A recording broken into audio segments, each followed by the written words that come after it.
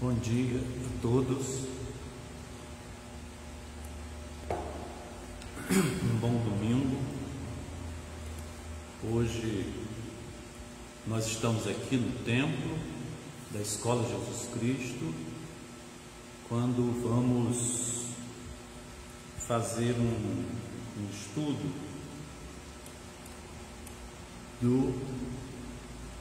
da primeira bem-aventurança do Evangelho de São Mateus.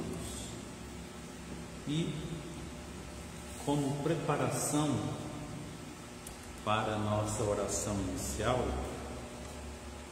eu quero ler, porque nós temos duas efemérides muito, digamos, essenciais na nossa escola. A do dia 2 de abril, que é aniversário do nascimento do nosso querido Chico Xavier, e a do dia 13 de abril, que é depois de amanhã, que é o dia da desencarnação de meu pai, Clóvis Tavares. Então, eu lerei como preparação alguns trechos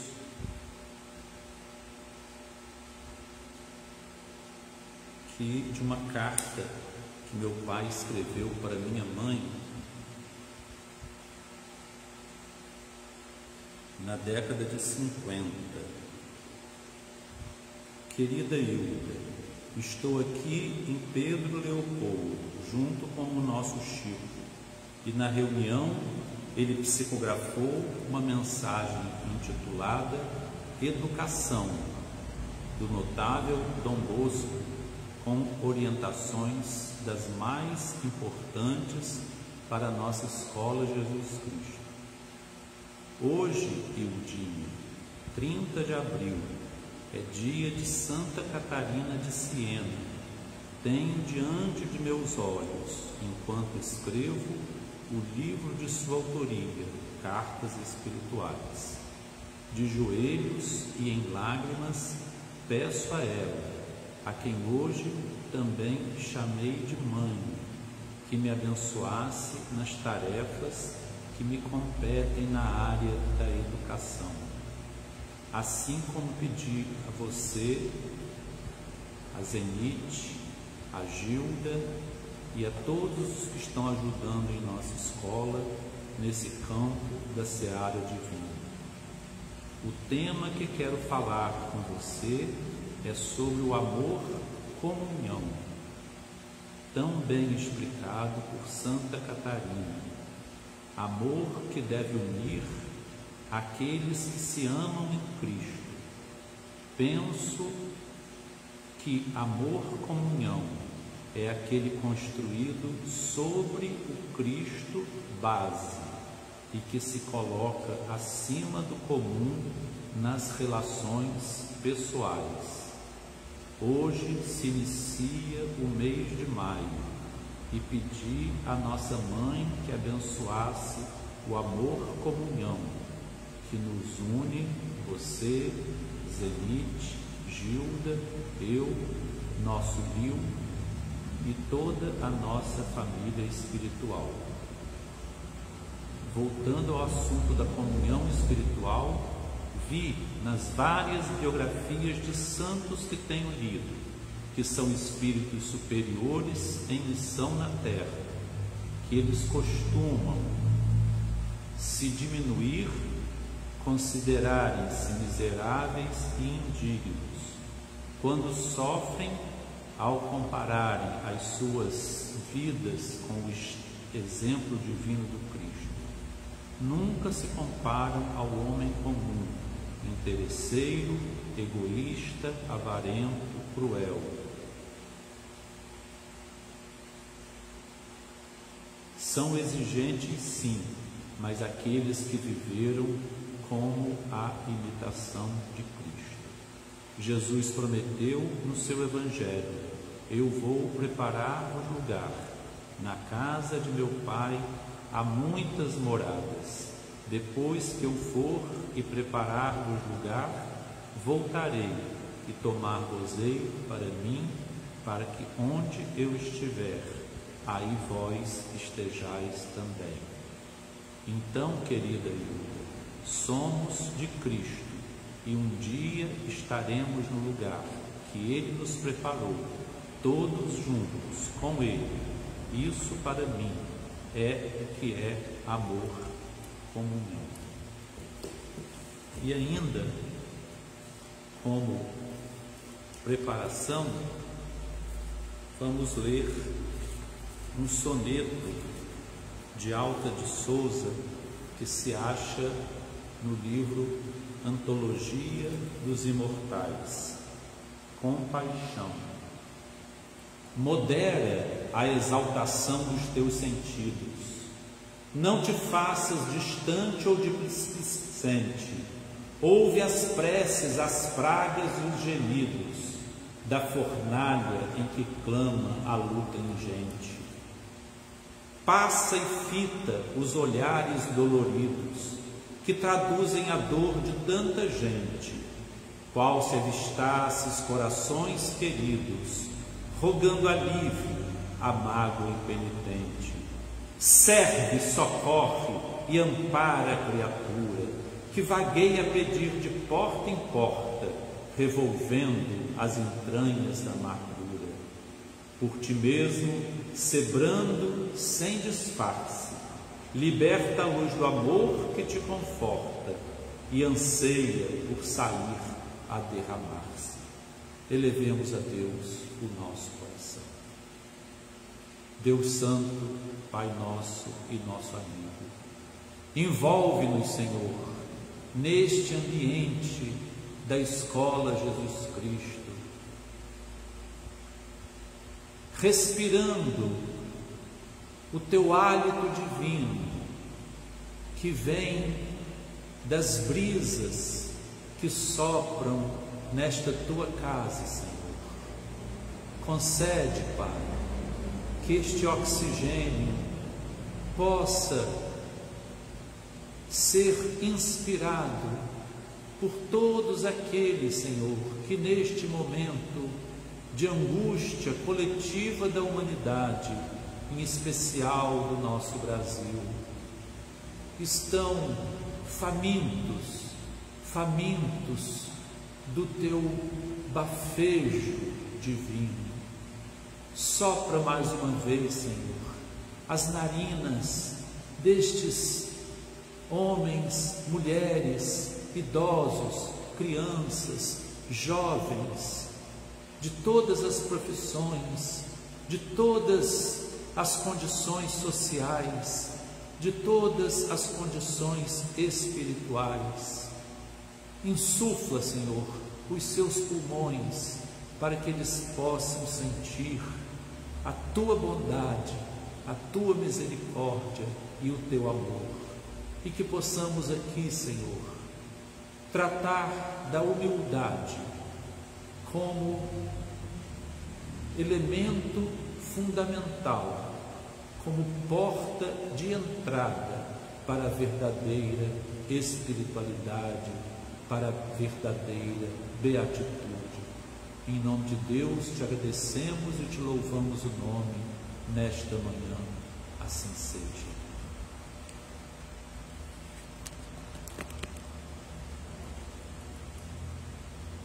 Meus irmãos, como dissemos, queremos buscar a inspiração do alto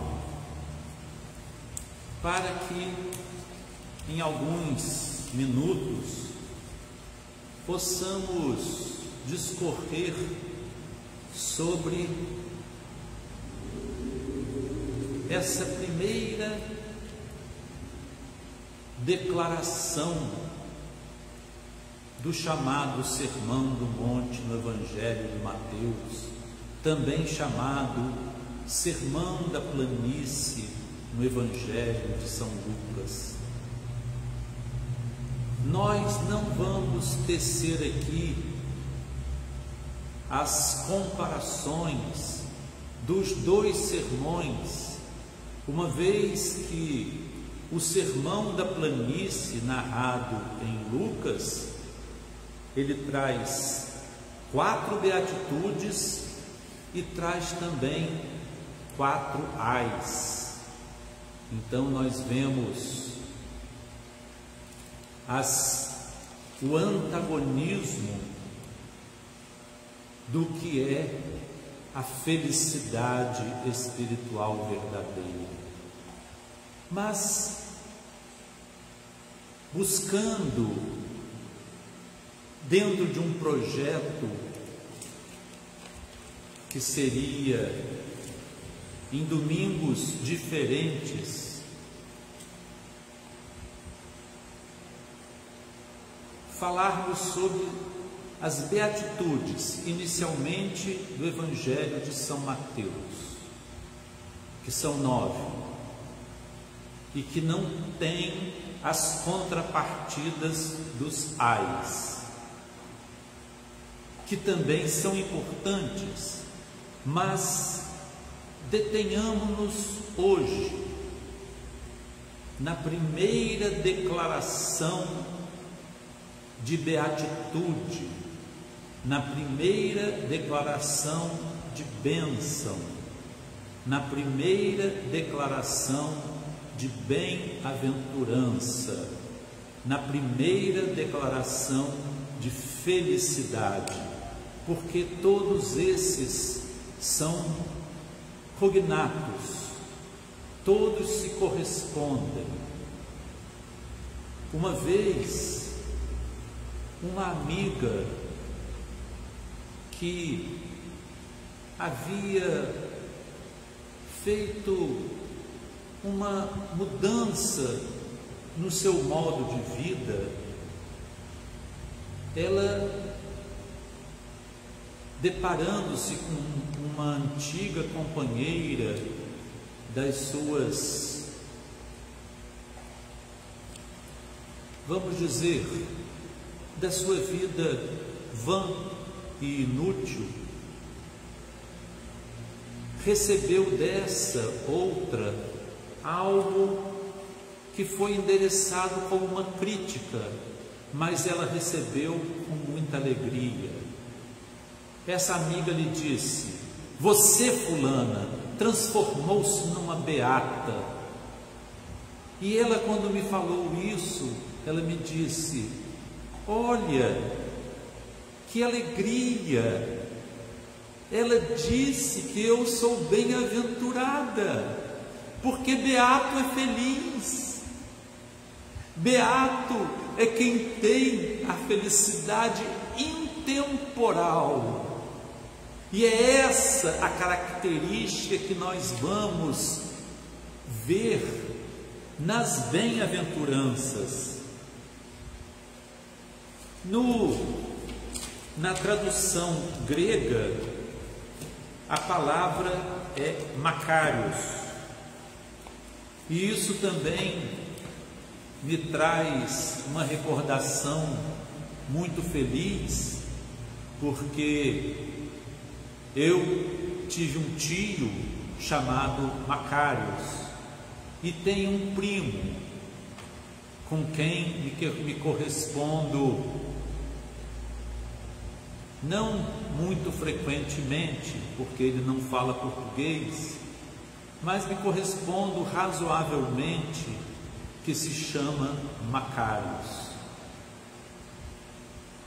Então, Macários, beato, bem-aventurado, felizes, abençoados, são todos sinônimos. E a característica da expressão grega Macários é que ela não trata de uma promessa. Nós estamos aqui diante de declarações do presente contínuo, do presente intemporal,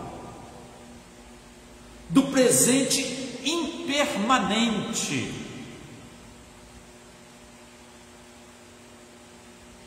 Não se trata de uma adversativa. Se, então, se fores humilde, então terás o reino do céu. Não, este é o método romano do do ut des, dou para que me deis. Não há adversativas no sermão das beatitudes. O que há são afirmativas, são afirmações, são declarações permanentes, impermanentes, contundentes, presentes desde já. Ninguém será feliz porque é humilde. Ser humilde já é uma condição de beatitude, de bem-aventurança, de uma outra natureza de felicidade, que não é a euforia eletrizante que nós conhecemos pelas promessas das adversativas do mundo, pelas promessas vãs que são feitas por aqueles que não são representantes de Deus, mas que são representantes do inimigo de Deus. Quando prestemos atenção, quando alguém se diz um pastor de ovelhas e faz uma adversativa, se fizeres isso, então receberás. Ele está provando que é um seguidor de César. Do ut des, dou para que me deis. Então, a condicional não é da natureza das bem-aventuranças da montanha. Não foi assim que aprendestes a Cristo, como dissera Vieira. Não aprendestes assim a Cristo. Cristo na montanha abriu os braços e, como disse Santo Agostinho, abrindo a sua boca, lhes ensinou.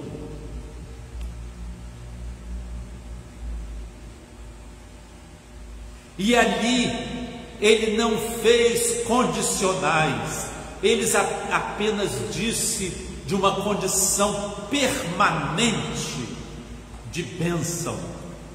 E a primeira condição permanente de bênção é a humildade. A humildade.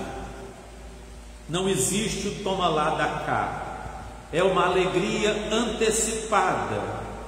É um estado de graça, é um estado intraduzível, é um estado intransferível, é um estado íntimo e, mais ainda, é um estado despersonalizante, porque na hora que nós recebemos essa graça, nós perdemos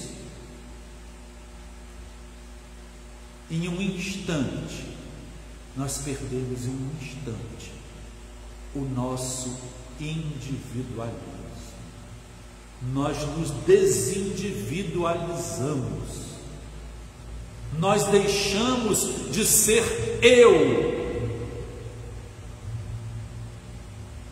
Porque quanto mais nós pensamos que somos eu, quanto menos nós nos identificamos a Jesus. Esta foi a declaração de João Batista: tu és Elias? Não. Tu és Jeremias? Não. Então quem és? Eu sou a voz do que clama no deserto: endireitai o caminho dos homens.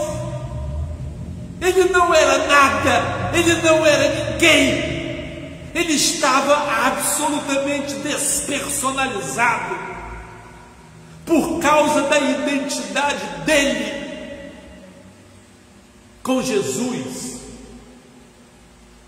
e com Jesus com o Pai. João Batista, o maior dos homens nascidos de mulher, o maior testemunho dele: eu não sou. É o maior testemunho de João Batista: eu não sou ninguém, eu não sou nada. Contrariamente a Jesus, que disse e podia dizer: eu sou. És rei? Eu sou, tu o dizes. Chamais-me de mestre, e dissestes bem, porque eu sou. Eu sou o caminho, eu sou a verdade, eu sou a vida, eu sou a porta, eu sou o bom pastor.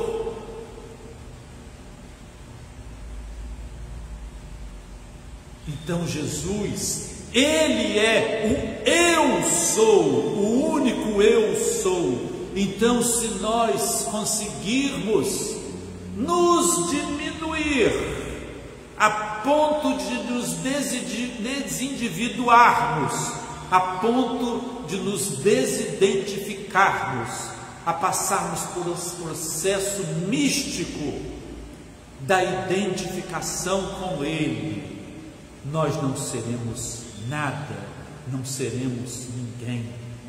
Esse é o mistério da primeira bem-aventurança, que na tradição siríaca diz: felizes dos pobres em espírito, porque deles já é o reino dos céus. O reino já está. Nós não vamos herdar, não é herança, é uma posse.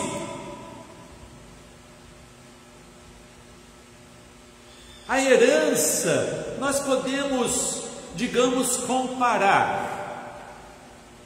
Alguém desencarna e tem um testamento. E nesse testamento está designado para os herdeiros tais e quais determinadas posses materiais.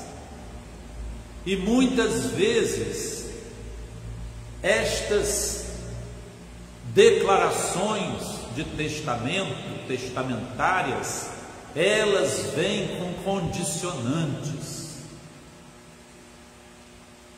Alguém recebeu uma propriedade, ele está obrigado a destinar tantos por cento do valor daquela herança a tal, qual ou tal mais instituição. Então, as condicionantes são as heranças da terra. A herança de Deus não tem condicionante.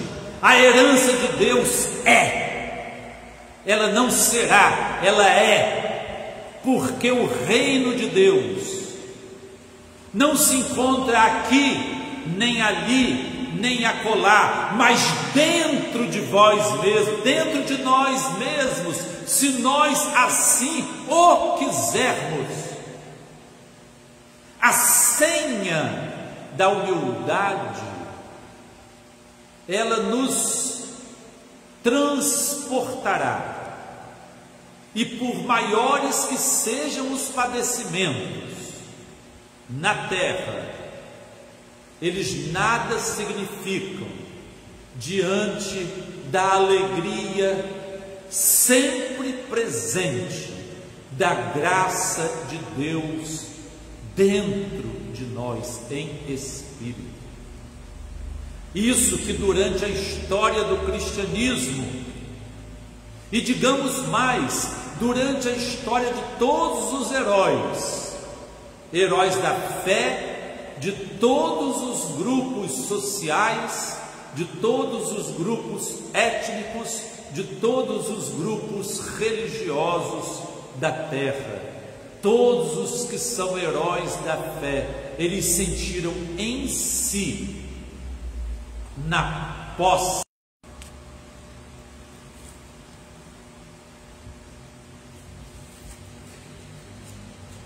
bem-aventurados os pobres de espírito, porque deles é o reino dos céus.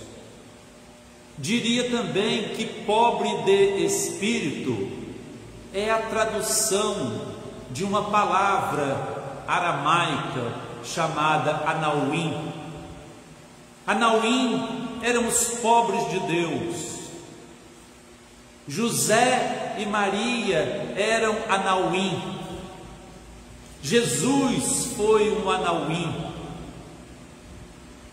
Os pássaros têm seus ninhos, os lobos têm seus covis, mas o Filho do Homem não tem onde reclinar a cabeça.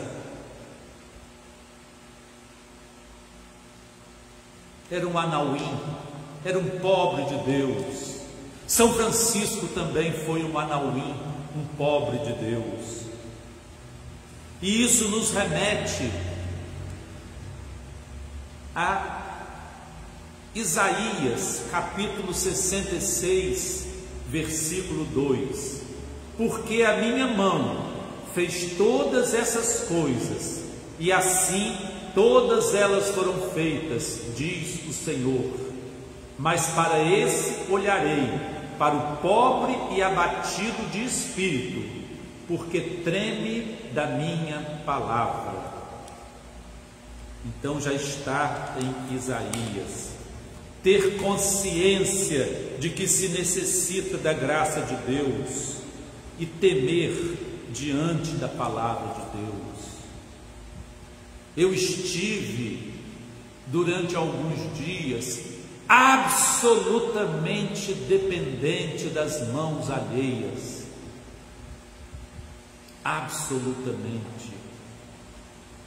Disse Jesus a Pedro: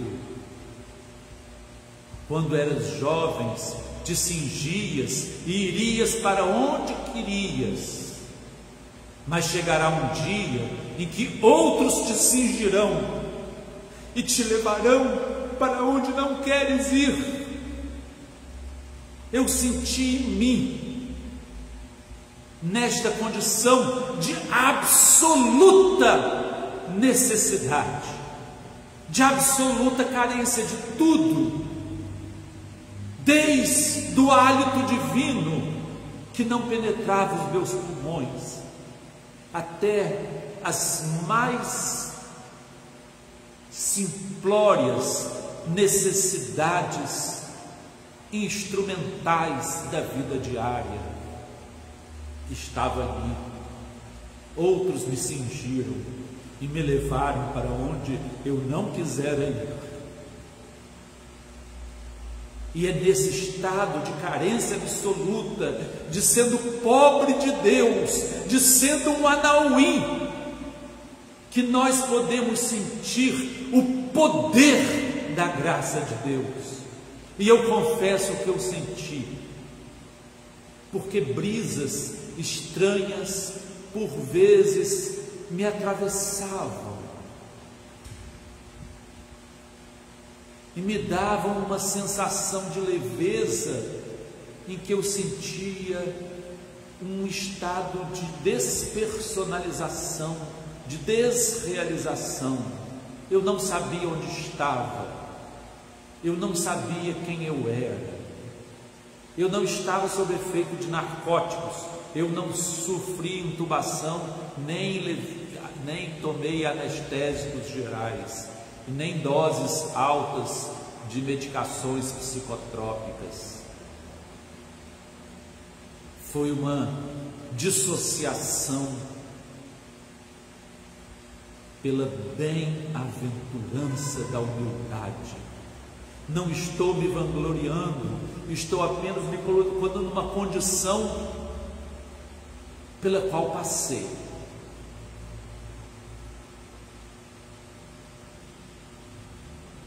É uma experiência mística. A experiência mística não se divide, não se traduz, não se explica, não tem porquês. Ela apenas é vivenciada.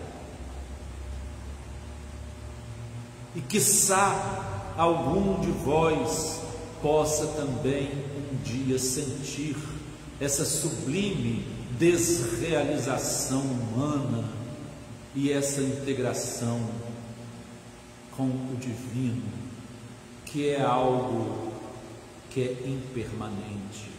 Então eu sinto-me muito feliz, e é dentro dessa beatitude que eu quero dividir com todos a possibilidade de nós termos o reino dentro de nós, o reino de paz e de justiça, de fraternidade e de solidariedade, de vida e vida em abundância para todos.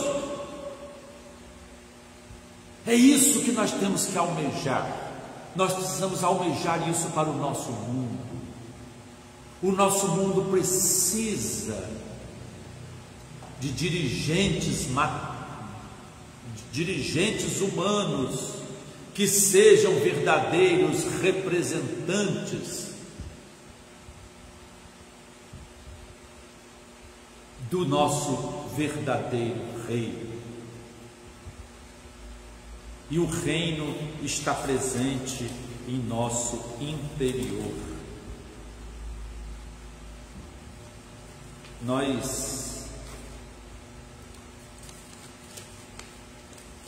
queremos dizer,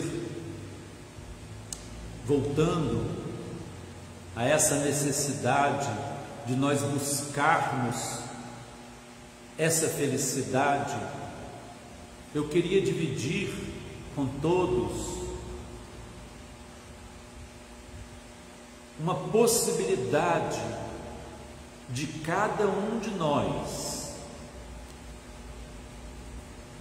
buscar atrair para si esse momento de verdadeira alegria, que é também um dom divino.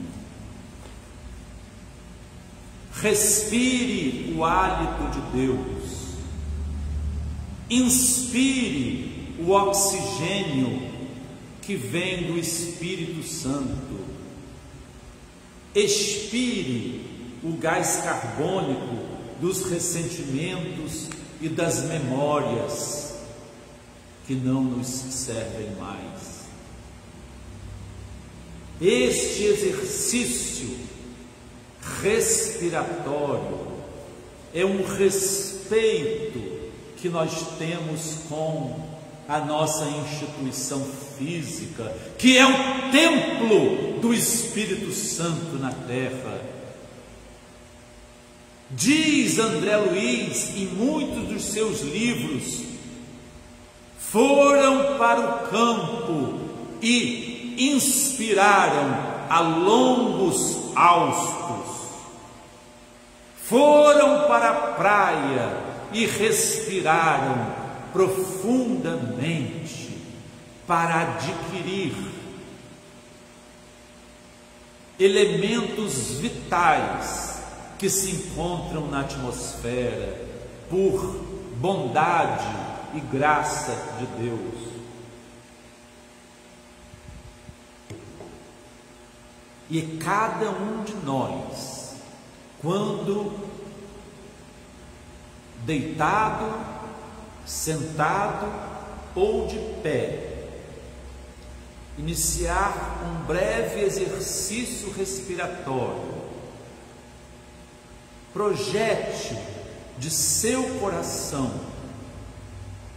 que este bafejo divino, que este sopro do Espírito Santo possa alcançar todos aqueles que estão aflitos pela falta do oxigênio, nesta situação de provação coletiva de nosso planeta, em especial de nosso Brasil. Respiremos pelo Brasil.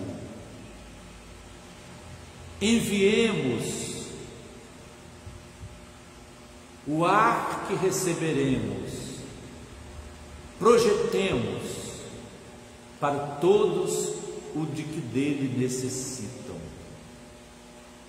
Esse exercício está no contexto da humildade, porque nós estaremos nos desfigurando e estaremos nos transferindo para o outro. Então, esse primeiro modo de buscar a espiritualidade, a felicidade, que é buscar o hálito de Deus, como disse, Deus formou Adão da terra e assoprou-lhe as narinas. Ruá é o Espírito de Deus.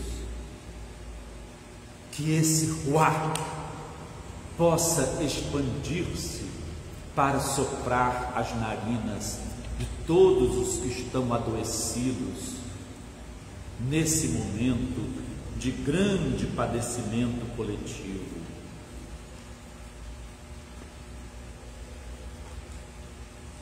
O caminho para Deus, que ama e respeita o nosso corpo, templo do Espírito Santo. E Jesus também amava a sua veste física, ele partia o pão, ele preparou o peixe já ressuscitado, ele dividia o pão, ele multiplicava pão e peixe, ele repousava, ele descansava, mesmo quando este repouso e esse descanso causavam medo e pavor nos seus discípulos, que o acordavam e ele sossegava a tempestade. Mas o caminho para Deus também é o caminho da espiritualização dos nossos instintos. Porque se nós dependermos apenas de elementos instintivos para nos trazer conforto, para nos trazer prazer, para nos trazer recompensas, nós vamos entrar num processo de hábito chamado ciclo vicioso. E no processo de ciclo vicioso, nós internalizaremos o eu e nos perderemos do eu não sou, nos perderemos dessa humildade de nos tornarmos esse Anauim. Ouvistes o que foi dito em todo o sermão da montanha, quando se diz: ouvistes o que foi dito, amarás o teu amigo e odiarás o teu inimigo.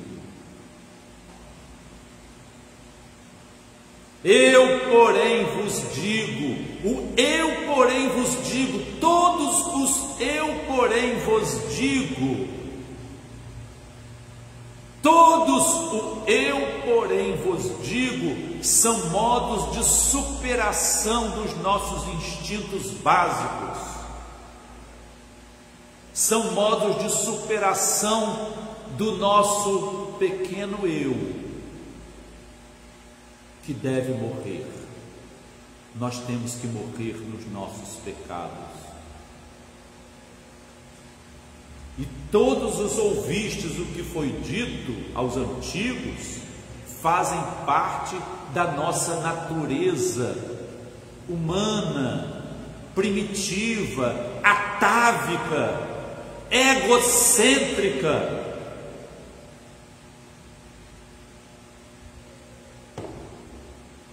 Que precisamos converter.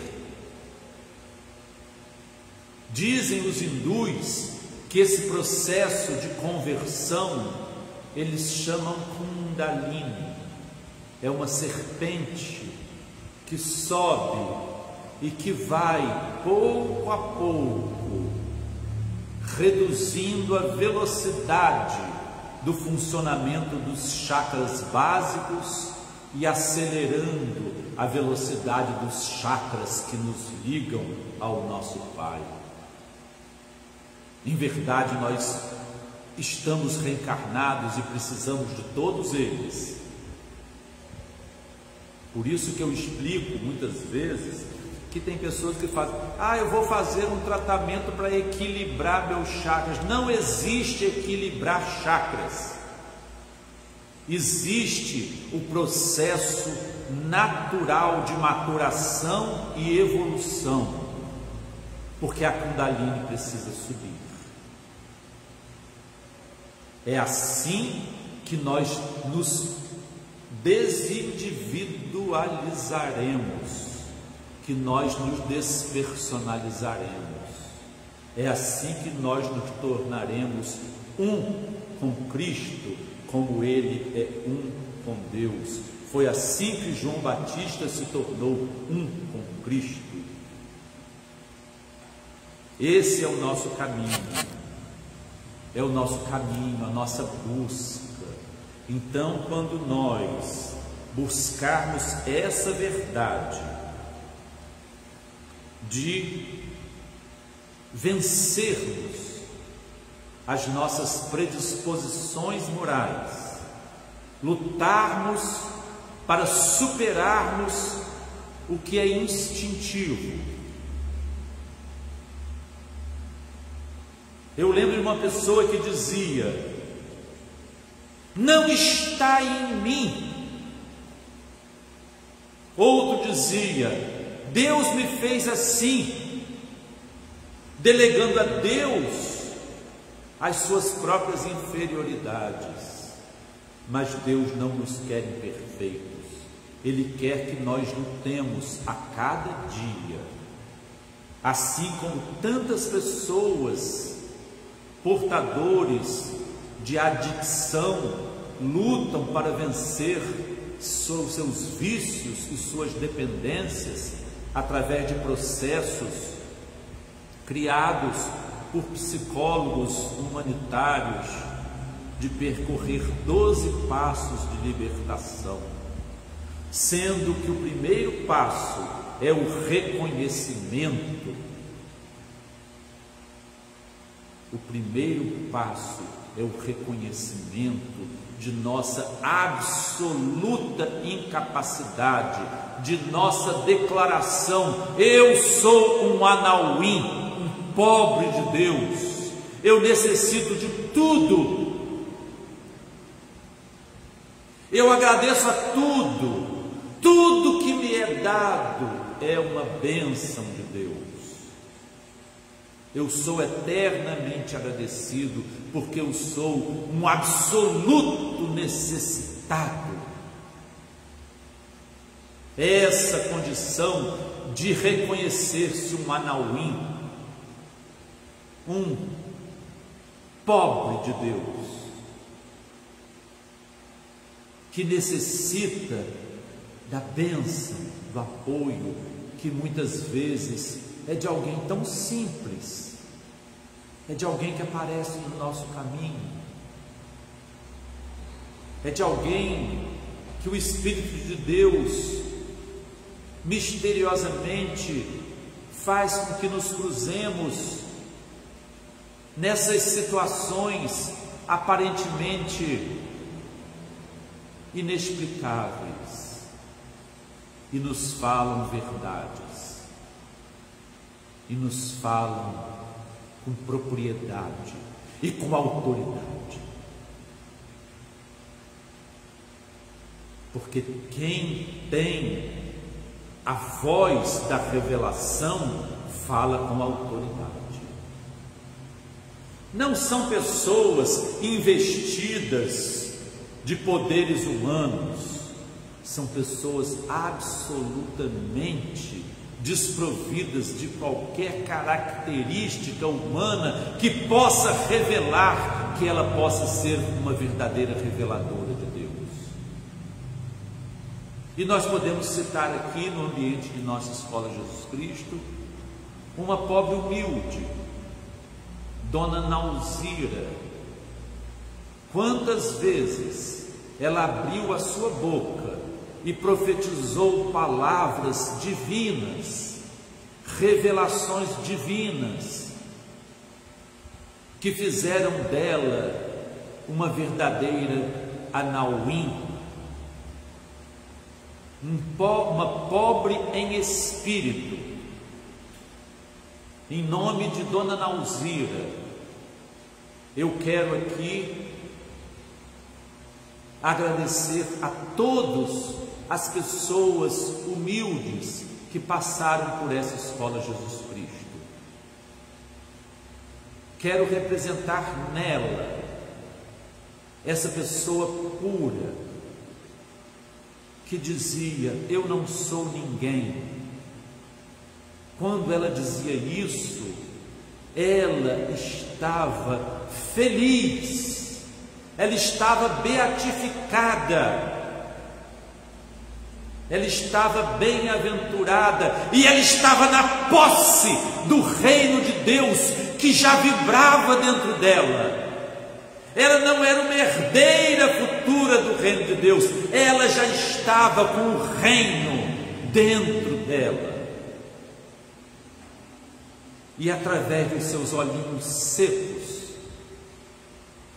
que a cegueira humana não permitia que enxergasse a luz do dia, nós podíamos divisar a mesma coisa que Simeão, um dos autores de uma oração de Anauim, também disse diante de Jesus: Senhor, leva em paz o teu servo, porque os meus olhos já viram a tua salvação.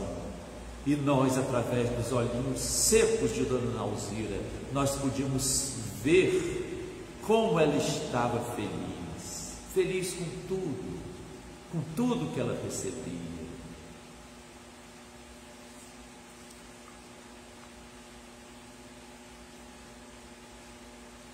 Mas também nós sabemos que, pela alegoria do juízo final, quando diz: tudo que fizerdes a um destes pequeninos, foi a mim que o fizestes, nos mostra como o exercício do amor ao próximo, o exercício do dar, do doar-se, do entregar-se, do dedicar-se, mesmo que exaurido, mesmo que cansado, cumprindo a nossa missão de nos dedicarmos a todos nós, como pobres Anauim, aos outros pobres Anauim. Isso é um caminho de humilhação e de elevação e de presença do reino dentro de nós. Essa presença do reino dentro de nós nos faz sentir sempre que nós jamais vamos nos cansar, jamais vamos nos esgotar. Como exortou Paulo: meus filhos, não vos desanimeis de fazer o bem, porque pode haver o cansaço se nós não buscarmos reter a beatitude dentro de nós.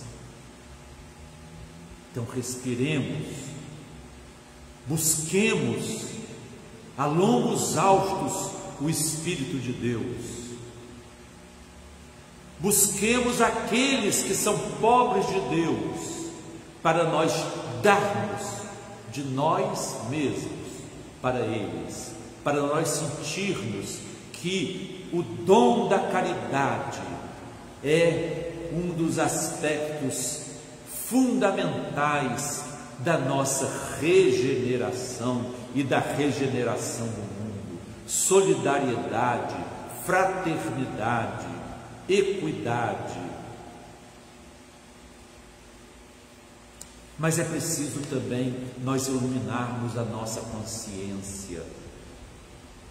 E conhecereis a verdade, e a verdade vos fará livres. Não podemos abdicar de buscarmos a sabedoria que vem através das palavras de Jesus. Não abdiquemos, não abdiquemos.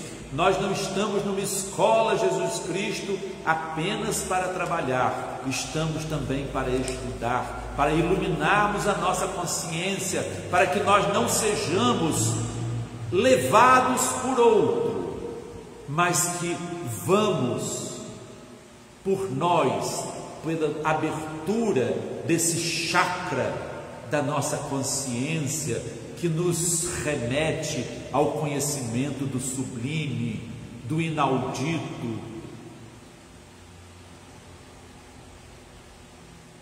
para que nos revele o conhecimento do qual nós necessitamos tanto para a nossa libertação.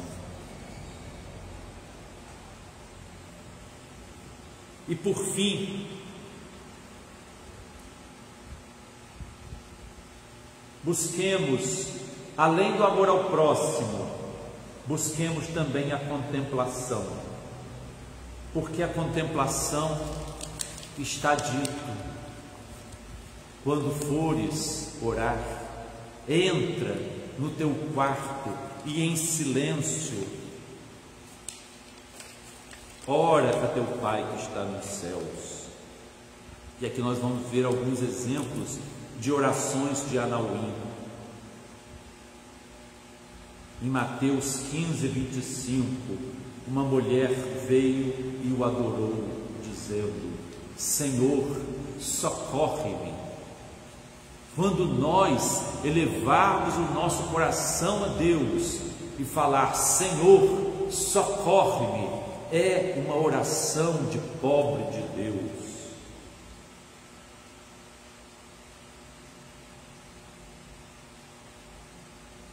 Mas na mesma perícope, Jesus disse a essa senhora que não era permitido que ele desse o pão dos seus filhos aos cachorrinhos. E ela respondeu contudo: sim, Senhor, porém os cachorrinhos comem das migalhas que caem da mesa dos seus donos. Aí ela abriu o seu coração. Era uma verdadeira Anauim, é uma oração do pobre de Deus. Nós precisamos apenas das migalhas que caem da mesa do banquete do Senhor. É isso que nós temos que pedir. Quando nós pedimos com a mesma fé, com a mesma intenção desta mãe, nós estaremos praticando uma oração de Anauim. Mas a multidão repreendia os dois cegos e para que eles parassem de gritar. Eles, porém, gritavam cada vez mais: Senhor, filho de Davi, tem misericórdia de nós. E Jesus os chamou.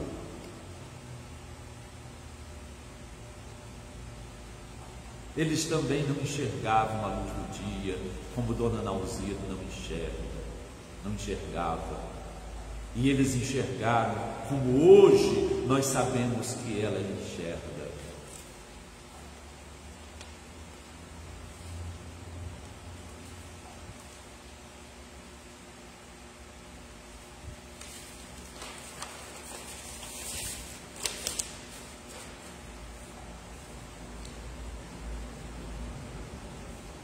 Também as palavras de Simeão: Senhor, podes despedir em paz o teu servo segundo a tua palavra, porque os meus olhos viram a salvação. Uma vez, Chico Xavier, entrevistado, ele disse que buscou em todo o Novo Testamento alguma referência a alguém que tivesse visto os olhos de Jesus, e não encontrou, a não ser em Simeão, que olhou para Jesus, que cruzaram os olhares, e ele, vendo os olhinhos do menino, ele viu a salvação. Uma oração do Anauim Simeão. Uma oração também quando nós sentirmos que a nossa fé está vacilante.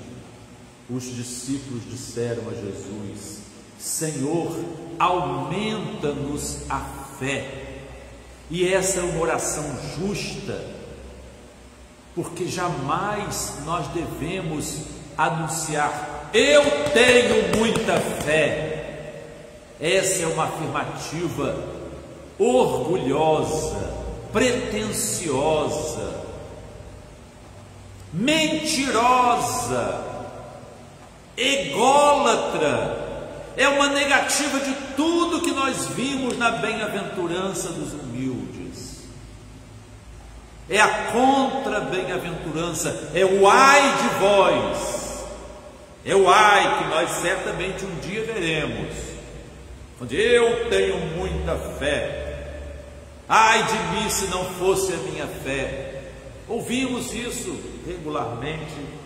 Não contradizemos para não humilhar, mas aqui estamos falando indistintamente. Se algum de nós ainda pensa que tem muita fé, peça perdão a Deus e diga: Senhor, eu não tenho fé, mas aumenta-nos a fé. Ou como Simão Pedro, Jesus havia morrido e eles estavam pescando, e pescaram a noite inteira e não pescaram nada. E eles viram um homem quando eles estavam chegando à margem e não reconheceram. E esse homem disse: joga a rede para o outro lado. E Pedro disse a ele: Senhor, nós jogamos a noite inteira, mas sob tua palavra lançaremos as redes. É isso, é sob a palavra de Jesus. Ele que nos aumenta a fé, Ele que nos enche, que nos plenifica o Espírito,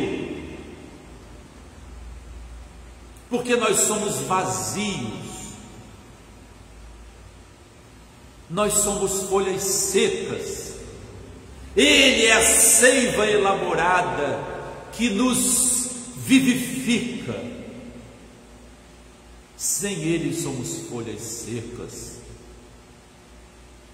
Então peçamos fé, porque por nós não a temos. A nossa fé é emprestada. Busquemos essa fé emprestada, assim como nós com um celular, nós conseguimos usar uma rede de internet de algum lugar onde nós estamos, nós buscamos usar a rede de Deus, a rede de Deus, e a senha da rede de Deus é a senha mais fácil de todas e a mais difícil de ser usada. Ela só tem 2 letras, F e E. É a senha mais fácil e a mais difícil. Divino paradoxo.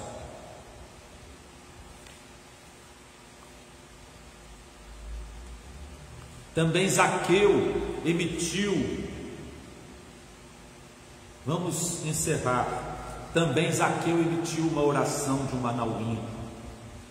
Senhor, resolvo dar aos pobres a metade dos meus bens, e se em alguma coisa tenho defraudado, restituo 4 vezes mais.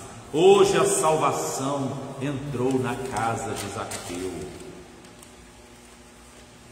Também Tomé, que é considerado por muitos como alguém sem fé, ele disse: Senhor, não sabemos para onde vais, como saber o caminho? Tomé quer seguir Jesus. Então nós não devemos acusar Tomé de alguém não ter fé. Ele tinha necessidade de conhecimento. Tomé, ele era movido pelo conhecimento, mas ele queria saber o caminho, ele queria seguir Jesus. Também Filipe: Senhor, mostra-nos o Pai, isso nos basta. E por fim, a oração tão bela daquele que fez uma oração na hora da sua desencarnação, que mais se assemelhou à oração do próprio Jesus Cristo, perdoando-nos a todos. Estevão: Senhor, não lhes imputes este pecado. Que lindo! Alguém que desencarnou como um pobre de Deus, a vida inteira como um anauim, como um total dependente do amor da casa do caminho, e que até o momento da morte pediu a Deus para perdoar a Paulo, a Saulo, que estava assistindo a sua execução. Então, meus irmãos, é com essas visões da primeira declaração de felicidade, é a declaração da humildade. E humildade significa aceitação. E humildade significa reconhecimento da nossa nulidade, da nossa impessoalidade. E humildade significa que nós busquemos a quem sofre como nós, para, como pobres de Deus, ajudarmos aos pobres de Deus. E humildade significa buscar conhecer, para que sejamos livres, livres para não nos deixar sermos enganados pelos falsos profetas, pelos lobos do caminho.